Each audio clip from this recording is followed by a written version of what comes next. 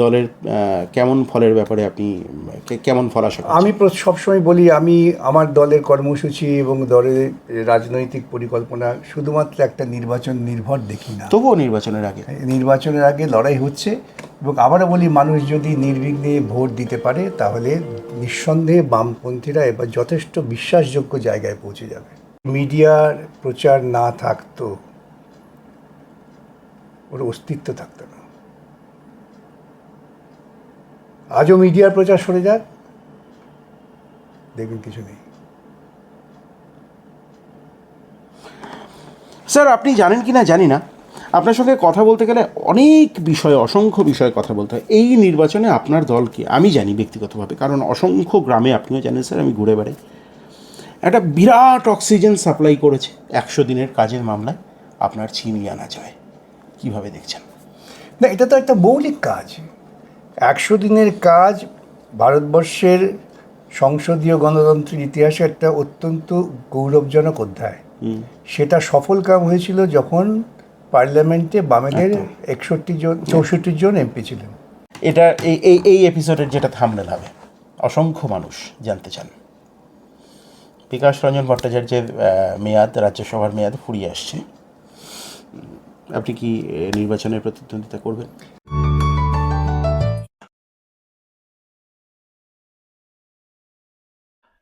আমি ভেবেছিলাম আজকে বিকাশ রঞ্জন ভট্টাচার্যের সঙ্গে এই নির্বাচন, এই বসন্তের বজ্র নির্ঘোষ, আজকে একটা হয়তো একটু কবিতার প্রতি ভালো লাগা রয়েছে। এ, কেবল তুমি কি গো এমনি ভাবে রাঙিয়ে মোড়ে পালিয়ে যাবে, তোমার ওই হৃদকমলের রঙের রেণু রাঙাবে ওই উত্তরীয় দিয়ে আমি শুরু করবো। এসে দেখলাম স্যার সবুজ জামা পরে আছে। তা আমি স্যারকে বললাম যে স্যার, মানে আপনার মানে সাংগঠনিকভাবে বা বাসস্থানগতভাবে আপনি তো দক্ষিণ চব্বিশ পরগনারই বাসিন্দা, তো সেক্ষেত্রে কি কোনো কিছু অন্যরকম ব্যাপার? তো স্যার নাকচ করলেন। যাই হোক, নির্বাচনের দামামা বেজে গিয়েছে, এখনো দিনক্ষণ নির্ঘণ্ট ঠিক হয়নি, কিন্তু নির্বাচনকে বা নির্বাচনে নিজের দলকে প্রাসঙ্গিক করে রাখতে, দেখুন, আমার চুলদারি অনেকটাই 90% কাঁচা, কিন্তু প্রাণ শক্তিতে আমার থেকে বহু বহু বহু গুণ উচ্ছল এবং উজ্জ্বল এই মানুষটি, পক্ক কেশের এই মানুষটি, যেভাবে তার দলকে বিগত 15 বছর ধরে প্রাসঙ্গিক করে রেখেছেন, আজকে সিপিআইএম অনেকটা প্রাসঙ্গিক হয়ে উঠেছে, কিন্তু একের পর এক নির্বাচনে হারার পরেও আদালত থেকে দুহাতে লড়াই করে, মাঠের লড়াই, ময়দানের লড়াই এবং আদালতের লড়াই, এই সরকারকে একদম মেঘনাথের মতো, অথবা বলা যায় অর্জুনের মতো সব্যসাচী, দুহাতে তীর চালিয়ে নাস্তানাবুদ করে ছেড়েছেন সেই মানুষটির সঙ্গে আজকে নির্বাচন আবহ নিয়ে প্রথম সাক্ষাৎকার। স্যার, সবুজ জামার তাৎপর্য? আমার বাড়ির সামনে দেখবেন কতগুলো গাছ আছে। হুম। একটা আম গাছ আছে, নিম গাছ আছে, সব সবুজ। হ্যাঁ। সবুজ হচ্ছে যৌবনের প্রতীক, হুম। প্রাণোচ্ছলতার প্রতীক। হুম। সবুজ কোনো দলের প্রতীক না। যারা ভাবে লালটা কোনো দলের প্রতীক, গেরুয়াটা কোনো দলের প্রতীক, তাদের দৃষ্টিভঙ্গিটা এত সংকীর্ণ যে তারা ওই ক্ষুদ্র গণ্ডির ঊর্ধ্বে ভাবতেই পারে না। সেজন্যই হয়তো এই প্রশ্নটা আপনি করলেন যে স্যার সবুজ ব্যাপারটা কি। আমার সামনে দেখো একটা বই আছে, চিরজীব বৃক্ষ, তার একদম। তার মলাটটাও কিন্তু। এই সেই বই। সুতরাং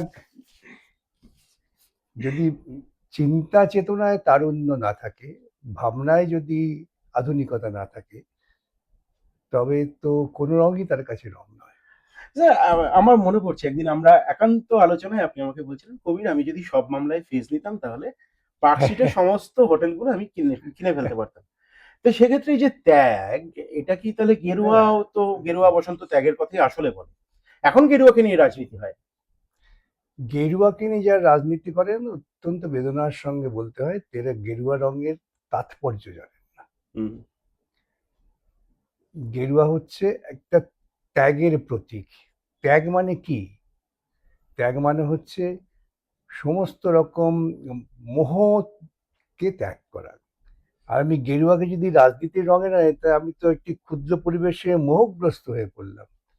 সেই জন্য যারা গেরুয়া পরে বা গেরুয়ার নাম করে রাজনীতি করেন, আমার মনে হয় তারা অত্যন্ত নিম্ন রুচির মানুষ, যারা গেরুয়ার যে মাহাত্ম্য, যে মাহাত্ম্যকে আমরা বড় করে দেখার চেষ্টা করি, সেটাকেই তারা নষ্ট করে দিচ্ছেন।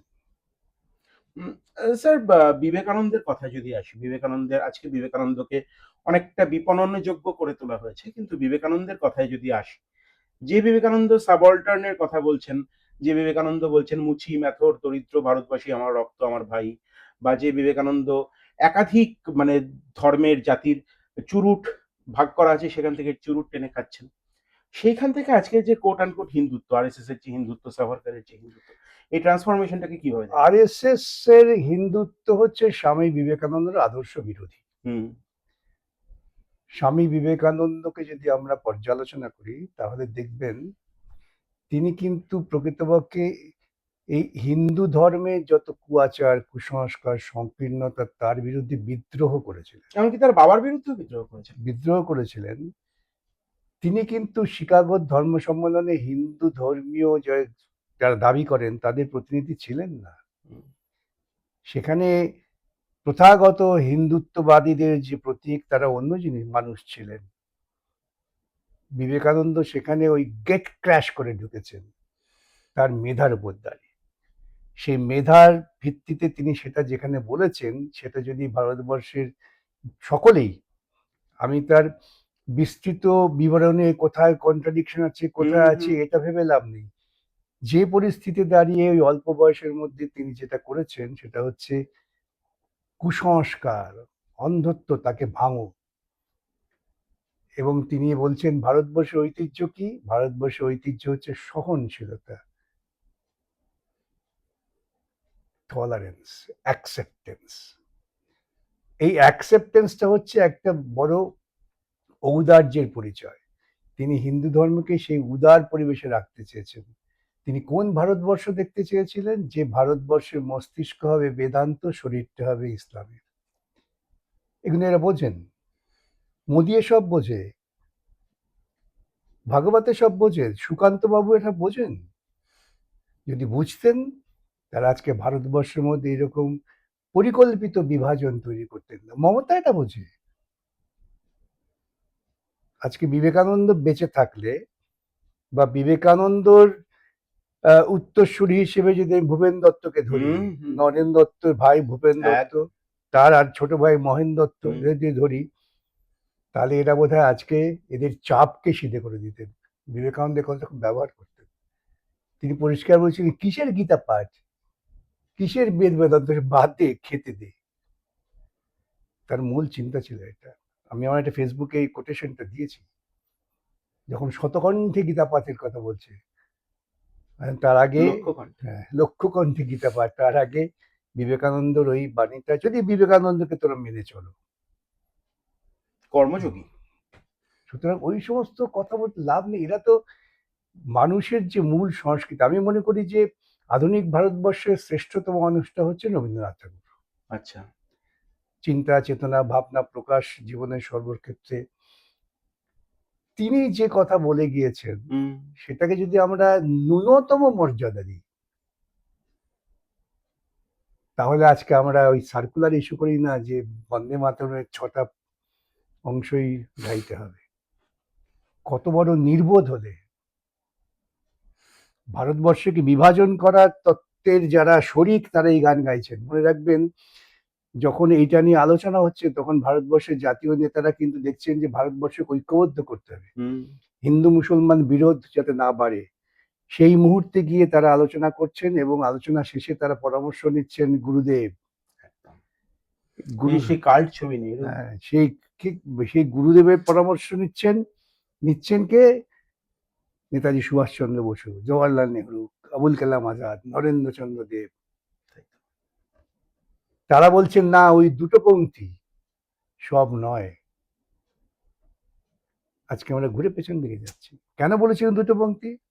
আমি একটা মামলা করেছি, সমস্ত তথ্য আমি দিয়েছি, যে আমাদের মানুষের মধ্যে ঐক্য বজায় রাখতে হবে। মানুষকে বিভাজিত করে কোনো সংস্কৃতি, কোনো দেশ বাঁচতে পারে না। আজকে তারা রবীন্দ্র চিন্তার বিরোধী। যারা রবীন্দ্র চিন্তার বিরোধী, তারা পৃথিবীতে টিকতে পারবে না। আপনি দেখুন বাংলাদেশ, তাই তো। বাংলাদেশে জামায়াতরা ভেবেছিলেন যে আমরা খুব, কিভাবে দেখছেন এই ফলাফল? আমি তো বলি যে বিদ্যমান পরিস্থিতি অত্যন্ত ইতিবাচক। তাই তো। সেখানে ভোট কম পড়েছে, কিন্তু যারা ভোট দিয়েছেন অনেকেই উল্লসিত ছিলেন দক্ষিণপন্থীরা। এখানে যারা ওই 1 কোটি 1.5 কোটি উল্টে মারবো ঝুলিয়ে মারবো এসব বলছেন, যে জামাত খুব ক্ষমতা দখল করে নেবে। মানুষ মেনে নেয়নি, প্রতিবাদটা উঠেছিল কিন্তু ছায়ানট থেকে। তাই তো, যার জন্য ছায়ানটের এই পরিস্থিতি। তারপরেও ছায়ানট যেভাবে, বলছি রবীন্দ্র নজরুল সংস্কৃতি, যেটা বাংলার সংস্কৃতি, তাকে ভিত্তি করে প্রতিবাদের প্রাচীর গড়ে তুলেছিল তারা, এবং ভোটে তার ফলাফল দেখা গেছে। সুতরাং যদি কেউ মনে থাকে আমি শুধুমাত্র ধর্মের সুরসুরি দিয়ে জিতবো, তারা একটু একটু দিবা স্বপ্ন দেখছে।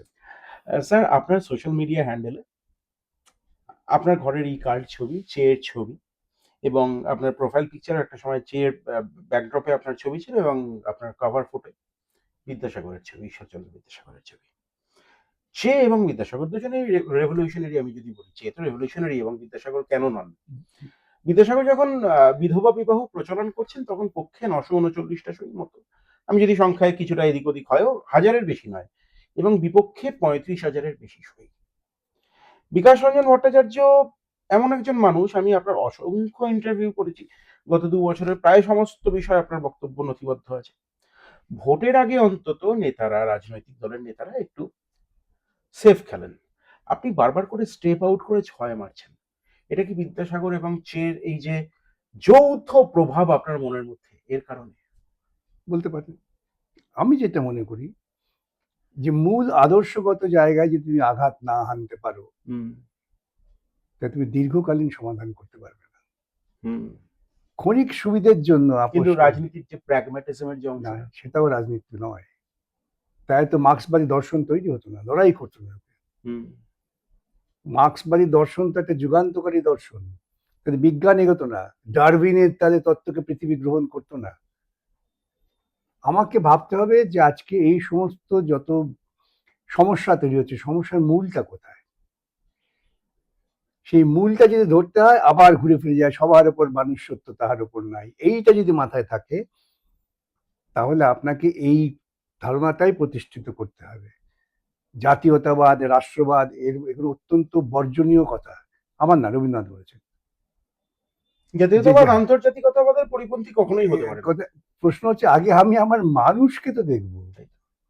মানুষকে দেখা মানে একটা মানুষের কিন্তু আত্মসম্মান, আত্ম উপলব্ধি, আত্মচিন্তা, আত্মশিক্ষা, তাকে জাগিয়ে তোলা। রাস্তা তৈরি করে উন্নয়ন হয় না। উন্নয়ন করতে গেলে শিক্ষাটা আগে দিতে হয়। আমি শিক্ষার দরজা বন্ধ করে দিচ্ছি আর রাস্তা খুঁড়ছি কি জন্য? স্যার, আমি কামারহাটিতে আপনাদের প্রাক্তন বিধায়ক মানস মুখার্জির সাক্ষাৎকার করছিলাম, এবং আপনি স্বাভাবিকভাবেই, আমি বিভিন্ন জায়গায় মানুষের সঙ্গে কথা বলে একের পর, আমি কামারহাটির কথা এই জন্য বলছি কারণ এর আগের সাক্ষাৎকারটিই ছিল আমার কামারহাটিতে। অজস্র স্কুল বন্ধ, প্রাথমিক স্কুল অজস্র বন্ধ, হাই স্কুল ধুঁকছে।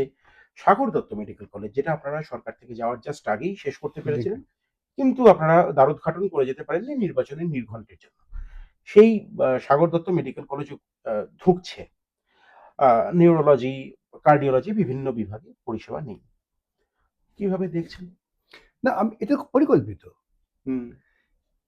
পুঁজিবাদী ব্যবস্থায় যারা শোষণকে টিকিয়ে রাখতে চায়, তারা তাদের সেই শোষণকে টিকিয়ে রাখার জন্য বিভিন্ন রাজনৈতিক মতবাদের বাতাবরণ তৈরি করে। মানে এগুলো কি বেসরকারি শিক্ষা এবং স্বাস্থ্য? একেবারে পশ্চিমবঙ্গ বাম আমলের 3টি কাজ, যে মৌলিক কাজ হয়েছিল, যদি কেউ সাধারণভাবে গভীরভাবে চিন্তা করেন, আমি বলি যুগান্তকারী কাজ। প্রথম কথা হচ্ছে ক্লাস 12 পর্যন্ত বিনা পয়সা লেখাপড়া শেখানো, এবং সেই লেখাপড়া শেখানোর জন্য শিক্ষক নিয়োগ, শিক্ষিত ছেলেরা তারা এখানেই কাজ করার জন্য। গণতন্ত্রকে নিচে নিয়ে যাওয়া, পঞ্চায়েতি ব্যবস্থা। আর লাঙল যার জমিদার, সেই স্বপ্নকে বাস্তবায়িত করার চেষ্টা করা, ভূমি সংস্কার করে বর্গাদার অধিকার দেওয়ার মধ্য দিয়ে গ্রামীণ অর্থনীতির একটা বিপুল উন্নয়ন হয়েছে। সেটা হচ্ছে উন্নয়ন। আপনি বলেন না আমি কৃষি উৎসব করব, কৃষকরা দাম পাচ্ছে না, আলুর দাম পাচ্ছে না, কি যে বিভৎস সিদ্ধান্ত নেওয়া হয়, কয়েক বছর আগে আমার মামলা করতে হয়েছিল, সব মামলা বিচার শেষ পর্যন্ত হয় না, যে আমাদের এখানে এত আলু উৎপাদন হলো, আমরা কিন্তু উড়িষ্যায় পাঠানো বন্ধ করে দিলাম। এখন উড়িষ্যা বাজার আমার আলু নেবে না, কেন সেখানকার আলু উৎপাদন তারা তৈরি করে নিয়েছে। এই ওড়িশার সঙ্গে বাণিজ্যিক সম্পর্ক এমনিতে মাছের ক্ষেত্রেও খারাপ বা ধানের ক্ষেত্রেও খারাপ। এই তিনটি মৌলিক কাজ হওয়াতেই যারা সুবিধাভোগী গোষ্ঠী, তারা সংখ্যায় কম হলেও তাদের কিন্তু ক্ষমতা বেশি। তারা বিভিন্ন প্রচার মাধ্যমকে, বিভিন্ন পরিচিত মানুষ, আমি বুদ্ধিজীবী বলি না, স্ব ক্ষেত্রে পরিচিত মানুষ, তাদের মেধাকে কিনে নিয়ে, তাদের বৃত্তিকে বাঁচিয়ে রাখবার জন্য বিভিন্ন রকম ভাবে আর্থিক সুবিধে দিয়ে একটা ব্যাপক প্রচার তৈরি করেছিল। বামফ্রন্ট সরকার চলে যাওয়ার সঙ্গে সঙ্গে শিক্ষা ব্যবস্থার পতন শুরু হলো। স্বাস্থ্যসাথীর নাম করে ইন্স্যুরেন্স কোম্পানিতে সুবিধা পাইয়ে দেওয়া হচ্ছে। যে টাকা ইন্স্যুরেন্স কোম্পানিতে যাচ্ছে সেই টাকা দিয়ে আমি আমার পরিকাঠামো গড়ে তুলতে পারি, আর যে পরিকাঠামো ছিল সেটাকেও ধীরে ধীরে আমি বাণিজ্যিক ব্যবস্থার দিকে চলে যাচ্ছি। পিজি হসপিটালে দেখবেন এখন নতুন নতুন করে, কিছুদিন আগে আমি শুনলাম উডবার্ন ওয়ার্ডটাকে প্রাইভেটাইজ করে দেওয়া হয়েছে। তারপর আমি কি সব প্রাইভেটাইজ করছে, তাতে আমার আপনার মতো সুবিধাভোগী শ্রেণী বলবে বাহ ভালো হয়েছে, আর গ্রামের মানুষটা যে গেছে পিজি হসপিটালে সাহায্য পেতেন, তিনি ওখানে ঝোপড়ির মতো দিনের পর দিন রাতের পর রাত পরে থাকছেন। সুতরাং আমাকে যদি ভাবতে হয় যে প্রশাসনে যারা যাচ্ছেন তারা কিন্তু এই সংবিধান, আমার এখানে একগাদা আছে, এই সংবিধান ছুঁয়ে শপথ করেন, গীতা ছুঁয়ে নয়, কোরআন ছুঁয়ে নয়, বাইবেল ছুঁয়ে নয়। তো সংবিধানের মূল লক্ষ্যটা কি? সংবিধানের তো মৌলিক লক্ষ্যই হচ্ছে সামাজিক ন্যায়, অর্থনৈতিক ন্যায়। একদম, সংবিধান তো মানে প্রণয়নই হয়েছিল তাই। তাহলে সেটাকে আমি করছি না, আমি দুর্গা মন্দির করছি সরকারি টাকায়, আমি ইমাম ভাতা দিচ্ছি, মহাকাল আমি যীশু খ্রিস্টের জন্মদিন পালন করছি, রাস্তা আলো ভরিয়ে দিচ্ছি। বামফ্রন্ট সরকার ছিল বলে আজকে আলোটা ভরাতে পারছেন, তাহলে বিদ্যুৎ উৎপাদন ছিল না। বাম সরকার যখন ক্ষমতায় আসে কিছু কিছু অর্বাচীন দেখি বলে যে এখন বিদ্যুৎ, আরে বিদ্যুৎ তৈরি কারখানাটা তোরে গেছে তো বাম। স্যার একজন রাজনীতিবিদ, তার কাছে তো সংসদীয় রাজনীতিতে তার যদি সুদূর প্রসারী লক্ষ্য না থাকে, নির্বাচনে জয়টাই তো তার প্যারামিটার, যার জন্য তৃণমূল তো সব জায়গায় লিখে যতই করো হামলা জিতবে এবার বাংলা, বা যে যাই বলুক জিতবো তো সেই আমরাই।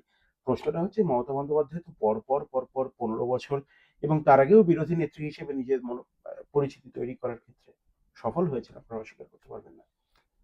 যদি প্রতিক্রিয়া শক্তি এবং তার ধনবাদী গোষ্ঠীর মিডিয়ার প্রচার না থাকতো, ওর অস্তিত্ব থাকতো না। আজও মিডিয়ার প্রচার সরে যাক, দেখবেন কিছু নেই।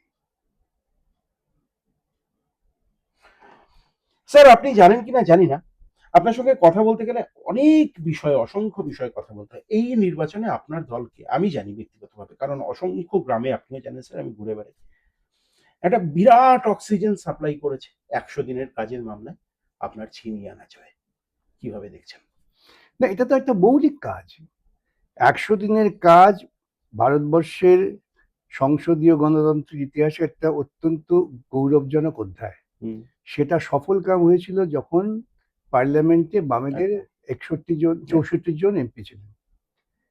কাজের অধিকার যে মৌলিক অধিকার, সেটা বাস্তবায়িত করার এক ধাপ এগিয়ে যাওয়া, ওই সাংবিধানিক লক্ষ্যকে পূর্ণ করার এক ধাপ এগিয়ে যাওয়া 100 দিনের কাজ। সেই 100 দিনের কাজটাকে প্রকৃতপক্ষে অকার্যকরী করে তোলা হলো দুর্নীতি করে। যখন মামলা হচ্ছে তখন কেন্দ্রীয় সরকার বলছে আমি টাকা দেবো কাকে, টাকা তো চুরি হয়ে যাচ্ছে। একদমই এই সত্যকে অস্বীকার করতে পারেন। তুমি চুরি করে এত বড় একটা প্রকল্প নষ্ট করলে, ক্ষতিগ্রস্ত হলো কারা? রুরাল পিপল, একদম প্রান্তিক অংশের মানুষ। 3 বছর ধরে মামলা লড়তে হয়েছে, তারপর আমরা জাজমেন্ট আদায় করতে পেরেছি। সুপ্রিম কোর্টে গিয়ে কেন্দ্রীয় সরকার পরাজিত হলে, তাও রাজ্য সরকার কাজটা চালু শুরু করলো না। কেন কাজ শুরু করলো না? রাজ্য সরকার যদি আগস্ট মাস থেকে কাজ শুরু করতো, তারপর টাকা দেয় কি না দেয় আমি আদায় করে দিতাম। কোর্টের নির্দেশে কাজ হচ্ছে, টাকা দেবে না। এবং এই এত বড় একটা প্রকল্পকে নষ্ট করবার জন্য দক্ষিণপন্থী চিন্তা মোদী আইনটাকেই বাতিল করে দিয়ে আমাদের পিছিয়ে নিয়ে গেল।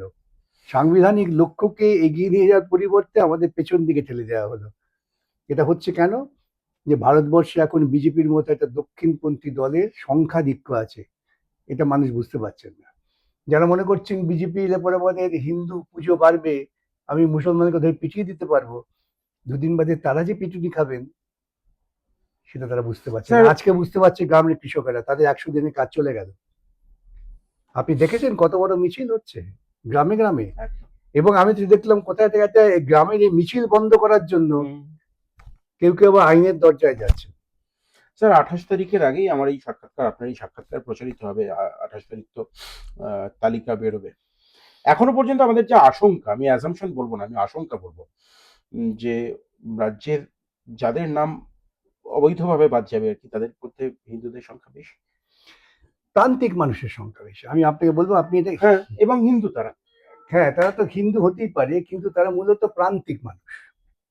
লক্ষ্যটা দেখবেন হিন্দু মুসলমান নয়, এদের আদতে লক্ষ্য হচ্ছে যে প্রান্তিক মানুষের অধিকার কেড়ে নাও, দেশটা সুবিধাভোগীদের জন্য কেন্দ্রীভূত থাকবে, এটা হচ্ছে এদের লক্ষ্য। এবং এর জন্য দায়ী হচ্ছে সম্পূর্ণভাবে মমতা। কেন? ওই অনুপ্রবেশের তত্ত্ব যদি তিনি ওইভাবে হইচই করে, বিজেপি শরিক হিসেবে হইচই করেছেন, তখন হাততালি পেয়েছেন, বিষবৃক্ষ তো রোপণ করা হয়ে গেছে, বিষবৃক্ষের ফল আসছে এখন। আজকে এসআইআর এমন এক কাহামরি কিছু ব্যাপার না যেখানে সমস্যা তৈরি হতে পারত, কিন্তু যেই এর সঙ্গে নাগরিকত্বকে জুড়ে দেওয়া হলো, তাই তো মোদী সরকার খুব পরিকল্পনা করেই এর সঙ্গে নাগরিকত্বকে জুড়ে দিলেন। একদম। আমি প্রত্যেক জায়গায় বলছি, এখনো বলছি, ইলেকশন কমিশন যে সমস্ত নথি চাইছেন, ইলেকশন কমিশনের পরিবারের লোকজন যারা গ্রামাঞ্চলে থাকেন তারা কি দিতে পারবেন? মোদী দিতে পারবেন, অমিত শাহ দিতে পারবেন এই ডকুমেন্ট। আর তুমি ভোটার লিস্টের নাম তোলার জন্য ডকুমেন্ট চাই? প্রত্যেকে ভারতীয় যতক্ষণ না তুমি নির্দিষ্টভাবে প্রমাণ করতে পারছো। কিন্তু এই সুযোগটা করে দিলেন কে? মমতা। সিঁড়ি ভাঙা অঙ্কের মতো তার থেকে পৌঁছতে হবে, সূত্রটা কোথায়? মূল সূত্রটাকে এড়িয়ে গিয়ে রোগের মূল কারণটাকে না ধরে আপনি দু চারটে এদিকে অ্যান্টিবায়োটিক খেলাম বা মুখে একটু পাউডার মাখলাম, তা দিয়ে ঔজ্জ্বল্য বাড়ে না। মুখ্যমন্ত্রীর দুটি অ্যান্টিডোট, একটি হচ্ছে মোস্তারিবানুকে আপনারা সঙ্গে নিয়ে সামনে নিয়ে এলেন, আপনি নিজে অ্যাপিয়ার করেছিলেন সেই সওয়ালে। তিনি ফার্স্ট পিটিশনার, আপনি যদিও তার লিগাল পয়েন্ট অফ ভিউটা আপনি বলেছেন যে যে কেউ অ্যাপিয়ার করতেই পারেন, এবং মুখ্যমন্ত্রী নিজেও পিটিশনার হিসেবে অ্যাপিয়ার করতে পারেন, কিন্তু Mostaribanu she was the first petitioner, এটা একটা দিক। এবং মুখ্যমন্ত্রী যে বারবার করে বলেছিলেন যে আমি বেঁচে থাকতে এসআইআর হতে দেবো না, এটা কি সেটব্যাক হতে যাচ্ছে মুখ্যমন্ত্রী? দেখুন, আজ পর্যন্ত একটি কথাও মুখ্যমন্ত্রী যা ঘোষণা করেছেন সততার সঙ্গে ঘোষণা করেছেন। উনি সুপ্রিম কোর্টের রায় মানি না, কারো চাকরি যাবে না, ছেলেগুলো কি সর্বনাশ হয়ে গেছে। আপনি আসার আগে আপনি দেখছিলেন একটি মেয়ে। এই শিক্ষিত সমাজকে অন্ধকারে ঠেলে দেওয়ার জন্য তার খুব বড় কৃতিত্ব আছে। পয়সা দিয়ে চাকরি দিয়েছেন এবং সেই বেআইনি কাজটাকে তিনি আইনীকরণ করার জন্য ক্যাবিনেট সিদ্ধান্ত করেছেন। সেটা তো যারা কেউ বলে না যে মুখ্যমন্ত্রী সৎ, তারা নিজেরা যে কত অন্তর থেকে অসৎ এই কথা দিয়ে প্রমাণ। সুপার নিউমারি পোস্টের সেই ব্যাপারটা বলছি তো, অন্ধকারে চলে গেল না অন্ধকারে যায়নি তো, হাইকোর্ট বাতিল করে দিয়েছে, এখন ওরা অ্যাপিলে গিয়েছেন, কিছু হবে না। তাহলে আমি জেনে শুনে একটা দুর্নীতিকে লালন পালন করলাম এবং সেই ছেলেগুলোকে অন্ধকারে ঠেলে দিলাম। আগামী দিনে আরো ভয়াবহ জিনিস আসতে যাচ্ছে। কি জিনিস? এই যে নতুন রুল করে, বিধি করে যে নতুন পরীক্ষা নিলেন, যে বিধিটাই তো অসাংবিধানিক। চলবে হাইকোর্ট। এই প্রসঙ্গে অনেক মানুষ গ্রামে গঞ্জে বাসে ট্রেনে, যারা কয়েকজন হয়তো আমার চ্যানেলও দেখেন বা দেখেন না, বিভিন্ন জায়গায় শুনতে পাই আপনার সম্পর্কে কথা হয়। কেউ হয়তো আমাকে চিনে বলেন, কেউ এমনি বলেন, আমি শুনি, সেখানে ইন্টারেক্ট করি যে বিকাশ রঞ্জন ভট্টাচার্যের পক্ষে বেশিরভাগ মানুষ, অজস্র মানুষ, কিন্তু বিপক্ষেও খুব কড়া সমালোচনা করেন। নির্দয় মানুষ, আইনজীবী হিসেবে শ্রদ্ধা করতাম, কমিউনিস্ট, এতজনের পেটে কি করে লাথি মারলেন? ভোটের আগে এই সত্যটা আমাকে এটা যারা কিভাবে দেখেন না, এটা যারা বলছেন তারা হচ্ছে, কোথাও গিয়ে অসুবিধা হয় ভাবতে। আমার একদম হইল, এটা যারা দেখেন তারা হচ্ছে অন্ধের হস্তি দর্শন। মানে চাকরিটা গেল কার জন্য সেটা কি আপনি কখনো? তাই বলছি তো, অন্ধের অস্থি দর্শন। তারা ভাবছেন না 2 লক্ষ ছেলে মেয়ে যারা বঞ্চিত, যারা বলছে আমি আমার যোগ্যতা ভিত্তিতে পেলাম না। মানে 10 টাইমস বঞ্চিতদের, ডিপ্রাইভদের আরো 10 বেশি, টাইমস। আরো বলতে, আর কি দৃষ্টান্ত স্থাপন করছেন যে টাকা দিয়ে স্কুল শিক্ষক হওয়া যায়। আমরা এতদিন জানতাম টাকা দিয়ে একটা সিভিল ডিফেন্সে চাকরি পাওয়া যায়, বা একটা পুলিশ কনস্টেবলের চাকরি পাওয়া যায়, বা একটা গ্রুপ ডির চাকরি পাওয়া যায়। পশ্চিমবঙ্গের মাটিতে টাকা দিয়ে শিক্ষা বিক্রি হচ্ছে। যারা আমাকে বলেন উনি নির্দয়, আমি আরো নির্দয় হতে রাজি আছি সত্যের জন্য। দুর্নীতিকে প্রতিরোধ করার জন্য। আর দুর্নীতিটা শিক্ষা আমার কোমর জাতিকে ভেঙে দেবে। এটা জাতিকে জাগাবার জন্য রামমোহন বিদ্যাসাগর শিক্ষাকেই বাহন করেছিলেন। রবীন্দ্রনাথ তিনি শিক্ষার প্রসারের জন্যই লড়াই করে গিয়েছেন। যখন গোটা দেশ রামকৃষ্ণ প্রবাহে ভেসে যাচ্ছে, তখন বিদ্যাসাগর একা দাঁড়িয়ে ওই প্রবাহের থেকে দূরে থাকে, বলেছেন আগে শিক্ষা, যুক্তিবোধ। সেই বাংলার মাটিতে দাঁড়িয়ে আমি চুপচাপ মানুষ মেনে নেবে যে টাকা দিয়ে চাকরি বিক্রি হচ্ছে? যেমন সিগারেটের দোকানে গিয়ে টাকা দিয়ে সিগারেট কিনছেন, সেই রকম। স্যার, 1 মার্চে শিক্ষকদের সভায় আপনি উত্তরপাড়ায় যাবেন। আমি সেখানে উপস্থিত থাকতে পারলে হয়তো আমার ভালো লাগতো, কিন্তু আমি একটু অন্য কাজের জন্য যেতে পারবো না। শিক্ষকদের সভায় গিয়ে কি একটু অস্বস্তি হয়? একদমই না, আমি তো প্রত্যেক একই কথা বলি। আমি বলি, শিক্ষক সমাজ যদি হয়ে থাকো তুমি বিদ্যাসাগর জিরো জিরো ফলো করো, আর কাউকে ফলো করতে হবে না। যে বিদ্যাসাগরের এমন নৈতিক মান ছিল, যিনি সংস্কৃত পণ্ডিত ছিলেন, ইংরেজি শিখেছিলেন, মানুষকে শিক্ষিত করার জন্য বাংলা করেছেন, যিনি সাহেবের নাকের ডাকায় জুতো ঘোরাতে পারতেন। এই মানসিকতা করতে হবে। আমার স্যার মনে পড়ছে আজকে কথা বলতে বলতে যে আপনি আমাকে একবার একটি সাক্ষাৎকারে বলেছিলেন যে আমার সন্তানও যদি এই প্রক্রিয়ার মাধ্যমে চাকরি পেত এবং তার চাকরি যেত, আমি সেটাও মেনে নিতে বাধ্য হতাম। কিভাবে দেখেন ব্যক্তিগতভাবে এতজন মানুষ যখন হাহাকার করেন? সত্যি তো 100% দোষী নন।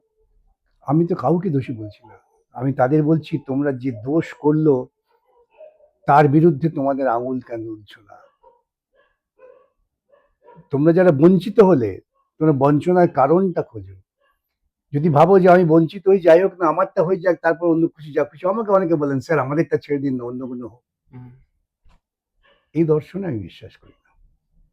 এবং আপনাকে বলি আমার অভিজ্ঞতা, আমি আসানসোলে মিটিং করতে গিয়েছিলাম, এই একই বক্তব্য। সেখানকার লোকেরা বলেছিলেন আপনাকে কিন্তু এই শিক্ষা প্রার্থী যারা চাকরি গেছে তাদের লোকেরা ধরবে। ধরো, হুম। আমি অত্যন্ত খুশি, আমি এই কথা প্রত্যেক জায়গায় বলি। একজন প্রবীণ মানুষ এসে বললেন আমার বৌমার চাকরিটা গেছে, কিন্তু তবু আপনাকে আমি ধন্যবাদ জানাই।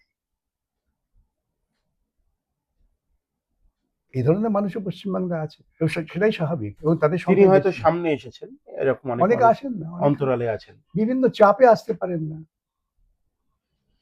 স্যার, বিরাট একটি সমাবেশ হয়েছে। এখনো পর্যন্ত ডিএ মুখ্যমন্ত্রী ঘোষণা করেননি, সেভাবে কোনো উচ্চবাচ্য করেননি। তিনিও কমিটির কথা বলেছেন। আম আবারও আমি রাজ্যের অর্থনীতিতে আপনার প্রভাবের কথা এইজন্য বলছি। প্রত্যক্ষ যে আপনার অংশগ্রহণ, যে ডিএ যদি সরকারি কর্মচারীরা বেতনভোগীরা পান, সেই টাকা তো পশ্চিমবাংলার মার্কেটেই রোল হবে। পশ্চিমবাংলার অর্থনৈতিক স্বাস্থ্য উন্নত হবে। ১০০ দিনের কাজ একদম সরাসরি গরিব মানুষের হাতে টাকা পৌঁছে যাবে। এই দুটি যুগান্তকারী মাইলস্টোন মামলায় আপনার জয় হলো। সুপ্রিম কোর্টে কোটি, কোটি, কোটি, কোটি টাকা রাজ্য সরকার আপনার বিরুদ্ধে আপনাকে আটকাতে ব্যয় করলেন। আমাদের টাকা, করের টাকা। তারপরেও যখন সেই আরেকটি সুপ্রিম কোর্টে জয়, কিন্তু সেটাকে নেতিবাচক ভাবে সামনে আনা হয়। কিভাবে দেখেন আপনি? দেখুন, মৌলিক কথা হচ্ছে যে মানুষের অধিকার যেটা সুপ্রিম কোর্ট প্রতিষ্ঠিত করছে সেটাকে মর্যাদা দেওয়াটাই প্রাথমিক কাজ। মুখ্যমন্ত্রী এখনো ডিএ ঘোষণা করলেন না। কিছুদিনের এটা মধ্যে নির্বাচন। না, ওরা চান তো, উনি চান একটি সাংবিধানিক সংকট তৈরি হোক। আমি একথাও ধারাবাহিকভাবে নির্বাচনের বলছি। আগে? হ্যাঁ, সাংবিধানিক সংকট তৈরি হলে উনি পালিয়ে যেতে পারবেন। নির্বাচনের আগে আপনি কথা বলছেন? নিরঙ্কুশ জয় পেতে পারেন মুখ্যমন্ত্রীত্বে, সেরকমই সম্ভাবনা? সেরকম সম্ভাবনা নেই। স্যার কি বলছেন? এটা তো মানে বিইং ইউর অ্যাডমায়ারার, আমি আপনাকে একটু আমি আপনাকে করব। আবারও আপনার খাতা খুলতে পারবেন? আমি আপনাকে আবারও বলি, মানুষ যদি নির্ভয়ে নিশ্চিন্তে ভোট বুথে যেতে পারে, ইলেকট্রাল বন্ডের দুর্নীতির টাকা, কর্পোরেট ট্রাস্টের দুর্নীতির টাকা দিয়ে যদি ৪৮ ঘন্টার মধ্যে ঘরে ঘরে মদ এবং বিভিন্ন উপহার পৌঁছে না দেওয়া হয়, কি করে প্রতিরোধ করবেন? আপনি এর আগেও আমি বলেছেন শেষ সেজন্যই বলছি 48 ঘন্টা খুব আমি গুরুত্বপূর্ণ। সেজন্যই বলছি মানুষ যদি তার চেতনার উপর দাঁড়িয়ে নিজের দীর্ঘস্থায়ী স্বার্থের কথা ভেবে ভোট বাক্সে ভোট দিতে যায়, ধুয়ে মুছে যাবে। আমি আবারও বলি, বাংলাদেশ একটি উদাহরণ। স্যার খুব ভালো কথা। আপনি একদম সংখ্যায় একদম শেষের দিকে এগোবো স্যার। আর ২ টি প্রশ্ন আপনাকে আমি করব। আপনি বারবার করে আমাকে বলেছেন ধুয়ে মুছে যাবে। আমি একদম আনকাট আপনার বক্তব্য দেখিয়েছি, এটাও দেখাবো। এবং নির্বাচনের পরে যদি এই ভিডিও আবার মানুষের কাছে আসে তাহলে মানুষ হয়তো সেখানে নেগেটিভ কমেন্ট করতে পারেন, পজিটিভ করবে। কমেন্ট করতে পারেন। ধুয়ে মুছে যাবে বলতে আপনি কি বলতে চাইছেন? কি ফল হতে পারে? ধুয়ে মুছে যায় বলতে যাচ্ছি, এই যে ওরা ধর্মীয় বিভাজন করছেন দুটো দলই, হুম। মানুষের মৌলিক সমাধানগুলোর বিকল্প হিসেবে এই যে কথায় কথায় ভাতা প্রবর্তন করছেন, এতে মানুষ খুব সন্তুষ্ট নয়। কারণ তার আত্মসম্মানে কিন্তু আঘাত হচ্ছে। ব্রিটিশ সাম্রাজ্যবাদের এক্ষুনি বিরুদ্ধে আমি একটি র‍্যাপিডো চালায় একটি ছেলে আপনার এই কনস্টিটিউয়েন্সির, আপনাকে থামালাম, সরি তার জন্য। আপনাকে তিনি খুব অ্যাডমায়ার করেন। সাপুই-পাড়ায় বাড়ি। তিনি বারবার করে বলছিলেন, আমি বিভিন্ন জায়গায় ভাই তুমি কোথায় থাকো? কেমন ফল হতে পারে? আমার যে ইনস্টিংক্ট আমি সেই জিজ্ঞেস করি। তো তিনি খুব ইন্টারেস্টিং একটা কথা বললেন যে, দাদা ২৬ বছর বয়স, আ জুওলজিতে অনার্স করেছি। এখন র‍্যাপিডো চালাই। তবুও তো ৳১৫০০ পাচ্ছি। স্যার ফ্যালাসিটা আপনি একবার ভাবুন। না, আমি তো বলছি এটাই তো মারাত্মক। তার 20 টাইমস তার মাইনে হতে পারত। সে সে কিন্তু মনে মনে আত্মগ্লানিতে ভুগছে।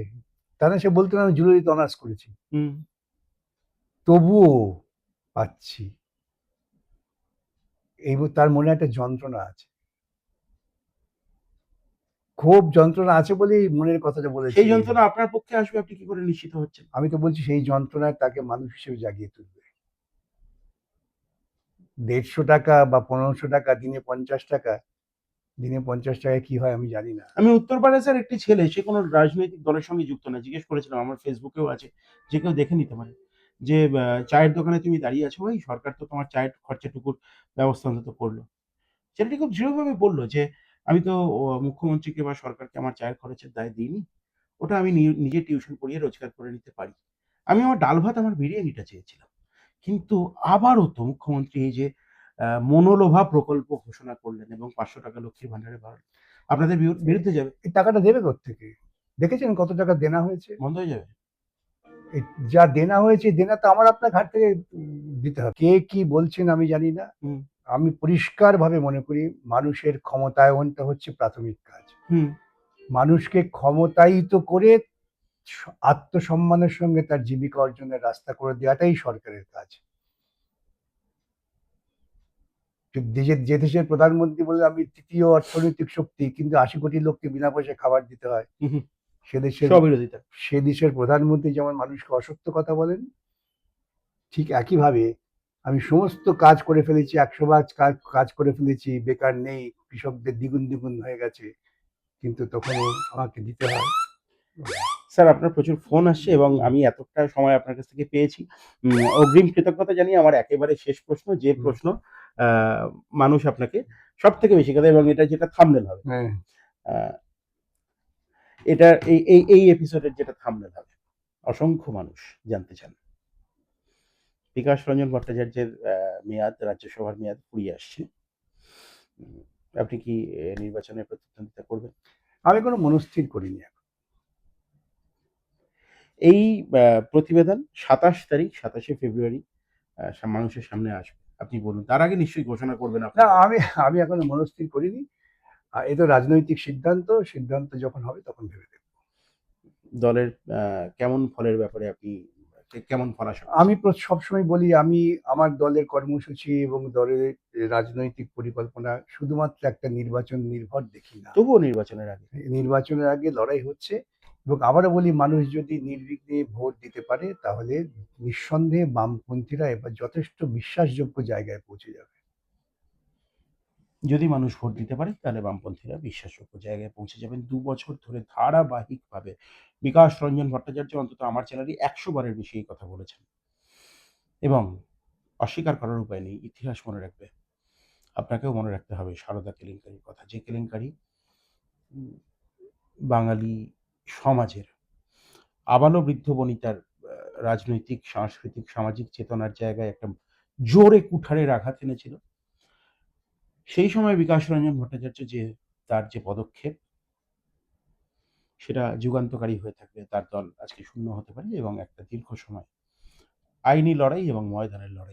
অস্বীকার করার কোনো উপায় নেই যে আজকে তার দল অনেকটা ফ্রড-ফুটে ফর্মিডেবল ফলাফল, বিশ্বাসযোগ্য ফলাফল করার ব্যাপারে বিকাশ রঞ্জন ভট্টাচার্য আশাবাদী। কিন্তু তার এই যে ভূমিকা, তাকে আপনি কিভাবে দেখেন? আপনি জানাবেন। নির্বাচনের আগে তার সঙ্গে এই প্রথম দীর্ঘ সাক্ষাৎকার আপনার জন্য এবং ইতিহাসের জন্য। সঙ্গে থাকুন। নমস্কার।